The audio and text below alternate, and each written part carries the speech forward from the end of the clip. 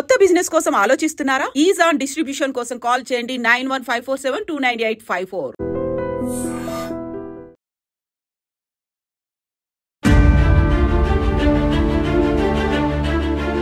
నమస్కారం, welcome to I dream. నేను మీ సంగీత. పొద్దుటూరులో తల్లి లక్ష్మీదేవిని చంపిన కొడుకు యశ్వంత్, ఇది అందరికీ తెలిసిన విషయమే. అయితే ఇప్పుడు పోలీసుల ఇంట్రాగేషన్లో మాత్రము కొడుకు యశ్వంత్, అదేవిధంగా భర్త ఎవరైతే ఉన్నారో విజయ భాస్కర్ రెడ్డి చెప్తున్న స్టేట్మెంట్స్ ఒక్కదానికి ఒకటి కూడా మ్యాచ్ అవ్వట్లేదు. దాంతోపాటు కొడుకుని ఎలాగైనా సరే బయటికి తీసుకురావాలి, కాపాడాలి అన్న దాంతో స్టేట్మెంట్స్ను కూడా ఎప్పటికప్పుడు మార్చేస్తున్నాడు తండ్రి. ఎందుకు మారుస్తున్నాడు, ఎందుకని స్టేట్మెంట్స్ కరెక్ట్గా ఇవ్వట్లేదని చెప్పేసి పోలీసులు అసలు తనక మునకలవుతున్నారు. అసలు ఒక్క స్టేట్మెంట్ అసలు మ్యాచ్ అవ్వట్లేదు. అయితే ఇక్కడ ఒక్కసారి మనం చూసుకుంటే ఫస్ట్ ఎవరైతే ఉన్నారో విజయ భాస్కర్ రెడ్డి భార్య చనిపోయింది అని తెలియగానే ముందు ఆయన చెప్పిన స్టేట్మెంట్ ఏంటి? నేను ఆల్రెడీ స్నానం చేయడానికి బాత్రూంలోకి వెళ్ళగానే బయట గడిపెట్టేసి కిచెన్లో ఉన్న కత్తి తీసుకొచ్చేసి నా భార్యను హతమార్చడం చేశాడు అని చెప్పేసి ఒక వాంగ్మూలంలో చెప్పాడు. తర్వాత నెక్స్ట్ ఏం చెప్పాడు? లేదు, అతను ఉన్న మానసిక పరిస్థితి వల్ల నేను ఇలా చేస్తాను తల్లిని ఖచ్చితంగా అని చెప్పేసి ఆ కత్తి పట్టుకొని రాగానే ఇమీడియట్గా నేను అడ్డుకునే ప్రయత్నం చేస్తే లేదు నేను ఖచ్చితంగా చేస్తానని చెప్పేసి నన్ను రూములో బంధించేసి బోల్ట్ వేయడం జరిగింది అని చెప్పేసి ఇంకొక స్టేట్మెంట్లో చెప్పాడు.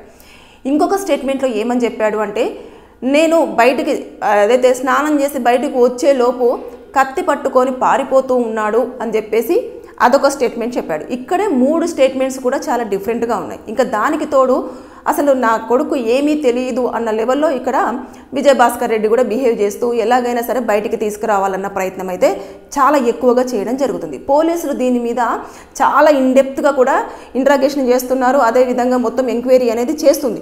కానీ మనం ఒక్కసారి కేసు వివరాల్లోకి వెళితే యశ్వంత్ హైదరాబాద్లో స్టే చేస్తున్నాడు. తనకు ఒక 10,000 రూపీస్ అనేది అవసరం పడగానే తల్లికి ఫోన్ చేశాడు.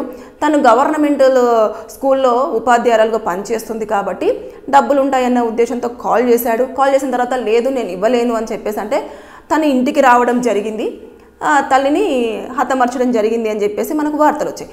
కానీ ఇక్కడ భర్త ఎవరైతే ఉన్నారో ఆయన కూడా ఒక చిన్న ఏదైతే ఉంటుందో లిక్కర్ షాపు, దాంట్లో ఒక బాయ్ లాగా వర్క్ చేస్తూ ఉంటాడు. తక్కువ జీతం వస్తూ ఉంటుంది. అంతేకాకుండా తనకు కొంచెం వ్యసనాలు కూడా అలవాటు ఉన్నాయి, డబ్బులన్నీ వృధా చేస్తాడు అన్న కూడా ఒక వాదన కూడా వినిపించింది. అయితే ఇక్కడ తల్లికి తండ్రికి సరిగ్గా పడకపోవడం వల్ల తండ్రి చేసిన పనిని కొడుకు పైకి ఏమన్నా నెట్టేశాడా, లేదంటే ఇద్దరు కలిసే ఈ పనిని చేయడం జరిగిందా, లేదు అంటే వాళ్ళు కావలసుకొని ఎలాగైనా సరే తినను భూమి మీద లేకుండా చేస్తే ఇన్ని రకాలుగా బాగుంటుంది, మమ్మల్ని ఎవరు అడ్డుకునేవారు ఉండరు అన్న ఉద్దేశంతో చేశారా అనేది ఇలా పలు రకాలైన ఆలోచనలు పోలీసులకు రావడం జరుగుతుంది. ఎందుకంటే వాళ్ళు చెప్తున్న స్టేట్మెంట్స్ అలా ఉన్నాయి.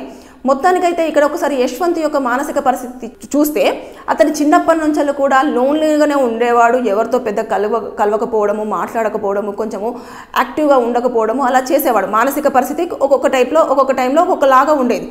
ఉన్న తర్వాత అతను ఏం చేశారు అంటే ఒక నాటు వైద్యుని దగ్గరికి తీసుకెళ్ళి అతనికి ఒక మందు కూడా తాగిపించడం జరిగింది. అంటే అతను కొంచెం యాక్టివ్ అవ్వాలి, షార్ప్గా మైండ్ అనేది వర్క్ చేయాలి అని చెప్పేసి అన్న వేలో అది కూడా చేశారు. చేసిన తర్వాత అతను ఎడ్యుకేషన్ అయిపోయింది, బీటెక్ కంప్లీట్ చేసుకున్నాడు. చెన్నై నుంచి ఇక్కడికి వచ్చిన తర్వాత అతనికి మళ్ళీ ఒకసారి చూపించడం జరిగింది. ఓకే పర్ఫెక్ట్ అనుకున్న తర్వాత మళ్ళీ అతన్ని హైదరాబాద్కు పంపించేసి పీజీలో స్టే చేపిస్తున్నారు. ఇంకా ఏదైతే ఫీజు కానివ్వండి ఎవ్రీథింగ్ వాళ్ళ అమ్మగారే చూసుకుంటూ ఉన్నారు.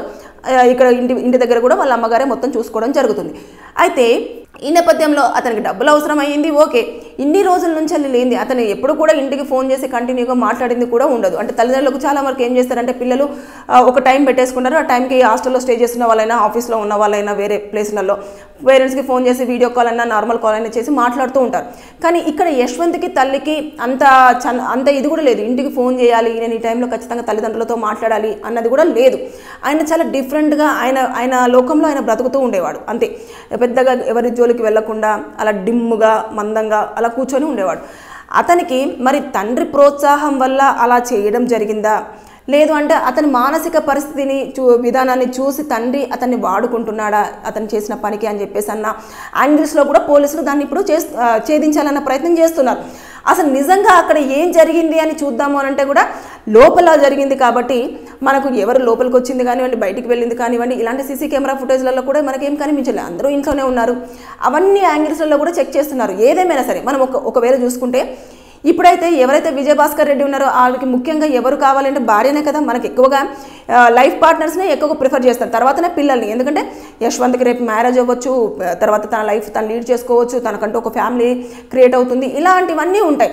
కానీ ఇప్పుడు ఏమవుతుంది అంటే ఆయనేమో జైల్లో కూర్చొని నాకు అమ్మ గుర్తొస్తుంది, నాకు అమ్మ లేకపోతే నేను ఉండలేను అని చెప్పేసి అలా నేను ఇలా జరగకపోవాల్సింది, అసలు ఎందుకు జరిగింది అని చెప్పేసి ఆయన అక్కడ ఏడుస్తున్నాడు. అదేవిధంగా ఇక్కడ చూస్తేనేమో ఇతను రోజుకొక్క స్టేట్మెంట్ అనేది ఇవ్వడం జరుగుతుంది. ఇప్పటికీ 3 సార్లు స్టేట్మెంట్ తీసుకున్నారు విజయభాస్కర్ రెడ్డి దగ్గర నుంచి.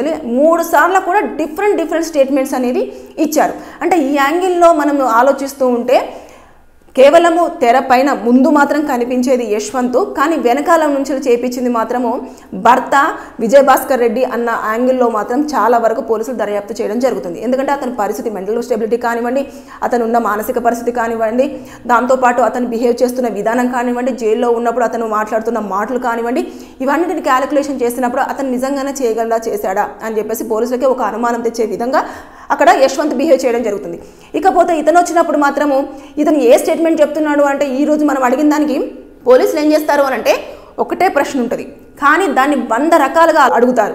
అడిగినప్పుడు ఒకటే ఆన్సర్ వచ్చింది అంటే ఓకే, లేదు డిఫరెంట్ యాంగిల్స్ వస్తున్నాయి అంటే మనకు ఇంకా ఏదైతే స్టేట్మెంట్స్ తీసుకోవడం కానివ్వండి, వాళ్ళని ఇంట్రాగేషన్ చేయడం అనేది కూడా ఎక్కువ స్థాయిలో జరుగుతూ వస్తుంది. ఇక్కడ వీళ్ళు పెద్దగా కూడా ఎవరితో కలివిడిగా ఉన్నట్టుగా కూడా కనిపించలేదు. చుట్టుపక్కల వాళ్ళు కూడా పెద్దగా వారి గురించి మాట్లాడుకున్నది కూడా మనం చూడట్లేదు. అంటే ఇక్కడ ఏం జరిగింది అని అంటే మొత్తం ఎటు తిరిగి ఇప్పుడు కొడుకుని చూస్తేనేమో పరిస్థితి ఎలా ఉంది, తండ్రిని చూస్తేనేమో ఇలా ఉన్నాడు. అంటే వైఫ్ ఏంటంటే ఇప్పుడు లక్ష్మీదేవి ఏం చేసింది, వీళ్ళిద్దరిని కంట్రోల్ చేస్తూ ఇప్పుడు కొడుకైనా భర్త అయినా ఏం చేస్తున్నారు, ఈ వాడి మీదనే మ్యాక్సిమం డిపెండ్ అయ్యే పరిస్థితులు మనకు కనిపిస్తున్నాయి. అతను చేసే చిన్న జాబే, తిన గవర్నమెంట్ జాబ్. అదేవిధంగా కొడుకు ఇంకా హైదరాబాద్లో పీజీలో స్టే చేస్తూ జాబ్ సర్చింగో జాబో చిన్నది అలా చేస్తూ ఉన్నాడు. కానీ ఇక్కడ చూసేసుకుంటే ఆవిడ డబ్బు గురించి చేశారా, లేదంటే ఆవిడ అడిగిందల్లా ఇవ్వకపోతుంటే చేశారా, ఆవిడ మీద కక్ష పెంచుకున్నారా, లేదంటే ఆవిడని మొత్తానికి లేకుండా చేస్తే వీరి ఆటలు సాగుతాయి అనుకున్నారా, అసలు ఇప్పటి వరకు కూడా పోలీసులకే ఒక ప్రశ్నగా మిగిలిపోతున్న ఎన్నో ప్రశ్నలు ఉన్నాయి అసలు అక్కడ చూస్తూ ఉంటే. ఏదేమైనా సరే కానీ పోలీసులకు మాత్రం పెద్ద షాక్నే ఇస్తున్నాడు విజయభాస్కర్ రెడ్డి. కానీ కొడుకును ముందు పెట్టేసి తండ్రి ఇది మొత్తం గేమ్ అంతా ఆడారు అని చెప్పేసి అయితే మనకి ఇక్కడ కనిపించేస్తుంది. ఏదో యశ్వంత్ చేశాడు, కొడుకు చేశాడు అని అంటే టీవీ పెట్టుకొని ఆరాంసే కూల్గా కూర్చున్నాడు అని చెప్పేసి అంటే ఏమో ఆయనకు తెలియకపోవచ్చేమో, నిజంగానే అక్కడ జరిగిందన్న విషయం తెలియకపోవచ్చేమో. అతను చూసేసరికి మెంటల్గా అతను షాక్ అయ్యాడేమో. ఇంట్లో ఉన్నాను అని చెప్పేసి ఒకసారి చెప్తున్నాడు, ఇంట్లో లేను అని చెప్పేసి ఒకసారి చెప్తున్నాడు. ఇవన్నిటిని కూడా పరిగణలోకి తీసుకుంటారు. తీసుకున్న తర్వాత టైమింగ్ అంతా క్యాలిక్యులేషన్ చేస్తారు. పోలీసులు ఖచ్చితంగా ఈ విషయాన్ని ఛేదించిన తర్వాతనే మన ముందుకు తీసుకురావడం జరుగుతుంది. దొంగ ఎవరు అనేది ఈజీగా దొరకపట్టే అవకాశాలు ఉంటాయి. అంటే ఇంటి దొంగనైనా ఈశ్వరుడు పట్టుకోలేడు అని చెప్పేసి అంటారు కదా, అలా ఏముండదు. పోలీసులకు ఎక్కడ ఏ చిన్న ఎవిడెన్స్ దొరికినా సరే దాన్ని మొత్తం లాగితే మొత్తం డొంకంతా కదిలిపోయిన లెవెల్లోనే తీసేయడం జరుగుతుంది. మొత్తం బయటికి తీసుకొస్తారు. యశ్వంత లేదు అంటే ఇప్పుడు చూసుకుంటే లక్ష్మీదేవిని ఎవరైతే హతమార్చారు అనేది కొడుకు యశ్వంత లేదంటే భర్త విజయభాస్కర్ రెడ్డి, ఈ 2 క్వశ్చన్ మార్క్గానే ఉన్నాయి. దాన్ని అతి త్వరలోనే పోలీసులు మాత్రం ఛేదించడానికి అన్ని యాంగిల్స్లలో కూడా వారి ఇంటరాగేషన్ అనేది కంటిన్యూ అవుతుంది. ఏదేమైనా సరే చూడాలి. ముందైతే తెర మీదకి యశ్వంత్ పేరు వచ్చింది, కానీ యశ్వంత్ పేరు మాత్రమే వచ్చింది, కానీ చేసింది మాత్రము ఎవరు అనేది ఇప్పుడు ఒక క్వశ్చన్ మార్క్గానే మిగిలిపోతుంది. ఏదేమైనా సరే చూడాల్సిందే. Thank you.